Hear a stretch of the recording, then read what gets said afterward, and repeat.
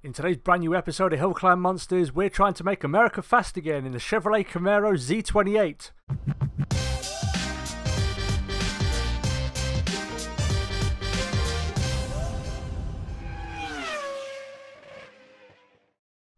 What's going on, guys? My name is Martinio and welcome back to Project Cars 2 and a brand new episode of Hillclimb Monsters, where this week, as you've seen, we are going to try and make America fast again in the 1969 Chevrolet Camaro Z28 Trans Am. Now, the reason I've chosen this, and there are a couple of reasons, the first one being we haven't done an American car yet. We've done a couple of Japanese cars and a couple of European cars, but we haven't done anything American yet. So it was a toss-up between an American car and a British car, because we've done neither at this point. So I decided to go with the American car, and also because one of my subscribers, Console, as you can see on screen, he left a comment on the last video, which was the Honda 2M4 concept video, saying, great run, love that car in Project Cars 2. I'd love to see you tackle this course in a vintage track / street car. I asked him what time period. He said late 60s, early 70s, and, well, doing an American car of that time period, this was top of the list. So, taking a look at the car now, as you can see on screen. Pretty impressive stats, to be honest with you, considering the car is nearly 50 years old.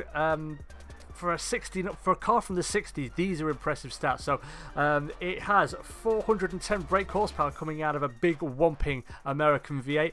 It's only a 4-speed, no 5-speed gearbox, which was a little bit of annoyance for me. Top speed of 190 miles an hour, 0 to 60 in 5.4 seconds. What makes this more impressive, though, is the weight. This thing weighs about 2,000 pounds more than the Honda 2M4 concept from last week. That thing only came in at about 800 and something pounds. So these numbers are pretty impressive. So I was very excited, but also kind of fearful of it, because we know the stereotypes and the stigmas attached to late 60s, early 70s American muscle cars. They'll go very, very fast in a straight line, but as soon as you come to anything resembling a bend, it's either going to be really slow or you're going to die.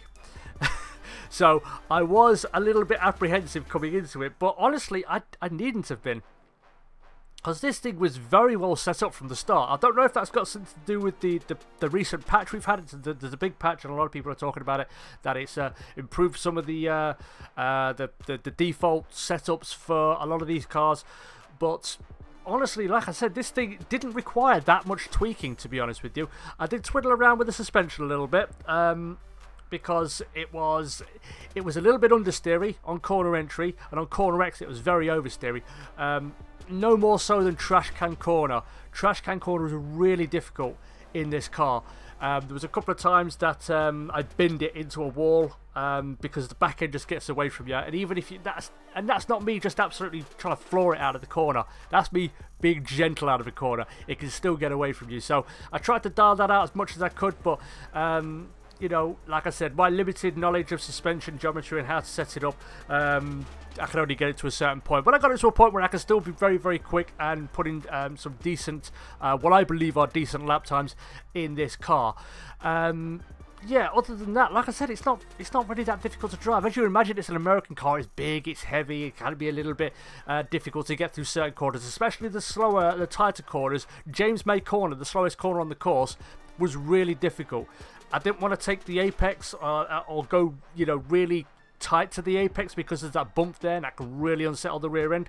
But also, again, it's the same sort of thing with trash can corner. As soon as you get on the power, it does want to step away from you, and because you're having to change direction kind of quickly from James May corner into that quick right-hander, that would really unsettle the car. So that was a really tricky corner. But like I said, apart from it, in other places, it wasn't really that big of a challenge, if I'm honest with you. I was expecting it to be a lot more difficult to drive. But yeah, enough talking. We had some good runs, but we're going to show you the best run now. Now, I don't envision it's going to beat the Honda 2M4 concept, which has a 7 minutes 13.5. But we'll see what it can do. I envision that this thing is going to come last, but this was a fun car to drive. So let's take a look at the lap and see how we did. Okay then, guys, here we go. And this was our final run of the night, as it always seems to be our final run. And coming down to booty curve, like I said, it wasn't too bad. This thing is not difficult to drive at all. I was expecting it to be really unruly, and it was going to be, you know, really difficult to get through the corners. And don't get me wrong, it can be a little bit of a struggle through certain corners, but honestly, like I said, I was expecting this to be a lot more difficult to drive. And considering we don't have any of the assists or anything like that, you know, there's no ABS, no traction control or stability control, I was actually quite impressed with how well this thing drove. And one of the other things that impressed me is, and you're going to see it as we come down here, the amount of speed we can take through the magic roundabout. Hitting the magic roundabout at 100 miles an hour is impressive in any car, I think. But in this thing, like I said, it's a lot of fun to drive, and it's not that difficult really. If you haven't driven this car because you feel a little bit daunted by it, don't be, really. With minimal setup work, I mean, if I can set up a car and do some, you know, turn a half decent time, I think anybody can. But yeah, like I said, it wasn't that difficult to drive. The one thing I did struggle with a little bit to try and figure out and get was the gearing. I don't know whether it was just because my brain had turned off because I had some dental work done, but the gearing was a little bit of a struggle to get done. But this is the best I can get it because I didn't want to be too high end, if that makes sense, and lose the low end. So we get up to a top speed of nearly 160 miles an hour, which is impressive for a car of this age and also of this weight. But yeah, like I said, there's just no drama in this thing. I don't know whether it's to do with the weights, but it just seems very, very well planted. Very well planted. No fuss, no bother. It's not getting out of shape on us all the time. Like I said, the only areas where it did sort of get out of shape on us was trash can corner. And you know, if you get through that, then you're pretty much golden, to be honest with you. But yeah, the slow corners are the issue, but they don't make it undrivable, if that makes sense. As we come down now into Ice Cream Cove, and again, this area, it can show up a lot of cars because it is bumpy and it is, you know, you've got some cambered corners and you do take it quite quickly. But this thing, like I said, no bother. There were a couple of occasions where I was having to use first gear, and it's not normally advised. You normally just use first gear just to get away, but considering there's only 4 gears in this car, I was having to use first gear through some of the corners just to get it round, because normally the only place we'd use first gear is coming down into this corner right here, James May corner, Captain Slow corner. But as you see, mess up the line a little bit there, get a little bit out of shape on the braking. So we have to take a little bit of a wider line, which kind of helps us on the exit, because if you take a tighter line through there, then you can really unsettle the rear of the car. But through Fortitude, again, no real drama, none at all. We are quite a long way behind. The benchmark that you see on the left hand side is from the Lamborghini Diablo from a few 2-3 weeks ago. So yeah, a 303, which I don't know, again, it's not too bad, is it? It's like, what, 15 seconds off a Lamborghini Diablo? That's pretty impressive in itself. As we come now down through Outrun, and again, like I said, especially on the exit of Outrun there, it can be very, very difficult. But down through here and into Fraggle Rock Corner, this thing took Fraggle Rock Corner so well. You just stick the nose in, get the power on again. No fuss, no bother. It was really impressive, it really was. Down through here, I did have a couple of moments, as you may have seen, in the build-up to the lap.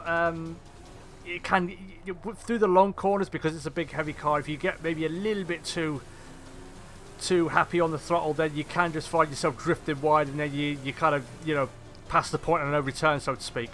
Coming now into the Montgomery McRae hill climb complex, and again, it wasn't too bad. This first hump, again, wasn't, that one can be a little bit tricky at times, because you're very much in the acceleration phase, and it can be easy just to unsettle it and unload the tyres and lose grip. And also this corner here had a little bit of trouble with, because it's a slow corner, trying to get out of it, you do tend to have the back end, the rear sliding up and just kicking the back end around. So I did have a couple of moments there.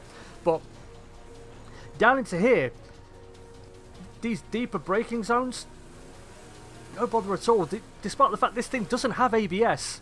You know, there's no stability or traction control, nothing like that. I was surprised at how civilized it was into the deeper braking zones. That one back there was alright, but the next one we're going to come up to in a little while was really impressive. And again, as we come over the down the Camel Straight over the first and second humps, again, pretty civilized. This one was a little bit tricky, found it a little bit difficult to try and get the nose in. Like I said, I did struggle at times with turning, and I tried to dial that out, but I got it to a point and then it started to really just unsettle the rear of the car. But as I was talking about the braking, down into here, you normally see a lot of drama down here, big clouds of tyre smoke, nothing of the sorts with this thing. So impressive, and we're away again. Did have a couple of moments on this bit, that little hump there where it got the rear out of shape, but otherwise it was so planted. It surprised me so much. I don't know whether it's just down to the weight or the fact that this was just a really good car, but it was so planted. And yeah, like I said, there's a few little niggly things, and I think it just requires someone, like with all the setups I do, it just requires someone who has a better understanding of how suspension works and how to set it up. But overall, like I said, this didn't require as much, anywhere close to the amount of work as the Honda did from last week, or any of the other cars for that matter, from memory. But so yeah, like I said, really impressive. I highly suggest you drive it. And as you can see, again, we're quite far down in terms of, well, we're not too far down actually, because we've done it in a 253, the second sector. The best one was a 241, so we're not too far off. It's about 12 seconds, which is good. But as we come across Fortitude, there was an occasion actually where I actually blew the engine when I was doing my early setup work, because I closed the radiator completely and the engine blew coming over the viaduct straight. Yeah, unfortunately, for some reason the replay went all wonky and I couldn't get an actual replay of it, so I can't show you that. But you know what an engine blowout looks like. Just a big cloud of smoke and a car grinding to a agonising halt. That's basically it.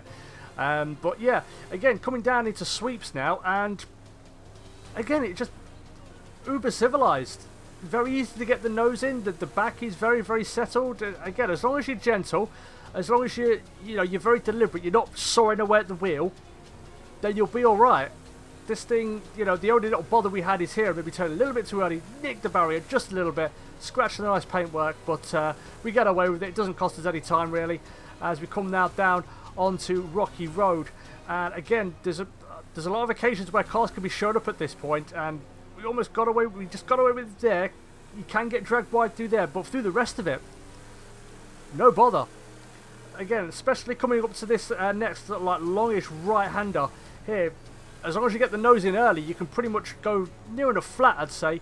And as we come down towards the last corner now, again, so civilized. Just get the nose in, get the power back on again, no fuss, no bother. And as we come across the line, it's going to be a 7 minutes 54.1, which technically does make it the slowest time on our leaderboard, but by quite a distance. The next one up is the Audi with the 735, so there's a good 20 seconds, but nonetheless, I think this is still quite impressive, to be honest with you. It's by far and away the oldest car we've had on the series, and also, considering the type of track that it had to compete on, there's not a lot of really long straights where these sort of cars properly excel.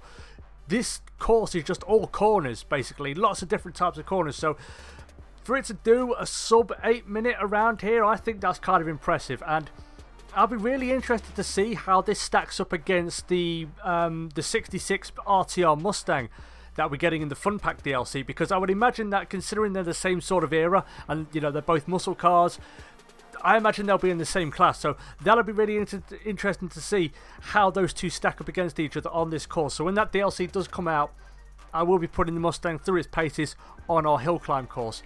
The only disappointing thing with this run is it's not the run itself, it's the timing. Because of the way the times work and the leaderboards and so on, because this technically falls into the same classification and category as the Lamborghini Diablo, the Camaro doesn't have a time on the actual proper leaderboard, which is really disappointing, because if you look at some of the cars that are there, that is beaten, you've got things like the McLaren F1 GTR Longtail, you've got a GT3 Nissan GTR in there, there's an M6 GTLM, there's a Toyota GT1. These are some really, really fast cars, and honestly, I would love to see the face of someone who just set a time in a McLaren F1 and looks at the leaderboard and found that there's me sitting above them in a 50-year-old American muscle car. That would be really fun to see, but unfortunately we don't see it. I think that's something SMS should maybe address a little bit. I can understand why they're doing it, so people don't just abuse it by just setting the fastest time in various different cars and just having the same person's name plastered across the leaderboards. But again, it takes a little bit of the shine off it, especially given, like I said, some of the cars that this thing has beaten does take a little bit of the shine off of it there. But that's the end of today's episode, guys, so thank you everybody so much for watching. If you did enjoy, would like to see more Project Cars 2 and Hill Climb Monsters content from myself, then make sure you hit that like button and subscribe. Also, don't be afraid to say hello if you're new to the channel. Also, if you have any suggestions, like I said, Console was the guy who gave me the suggestion for doing something from this sort of era, and I picked the Camaro. So if you have suggestions, guys, let me know in the comments. Always happy to hear from you. But again, thank you everybody so much for watching. Take care, and as always, I will catch you in the next video. Peace!